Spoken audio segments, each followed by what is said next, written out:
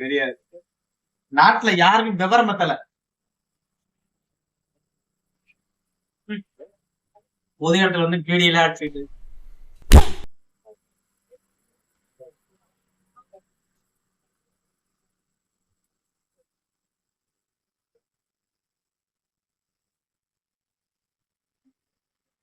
நம்மலாம் அந்த காலத்திலேயே ரவுடி என்ன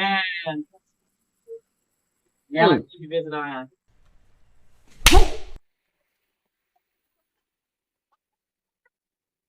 ஜெயிலு எடுத்தா பெயிலு.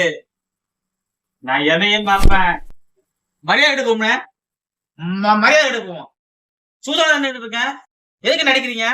நானோட அடிச்சேன். அமுகு டுமுகு அமால் டுமால். அமுகு டுமுகு அமால். நீங்க இல்லையா?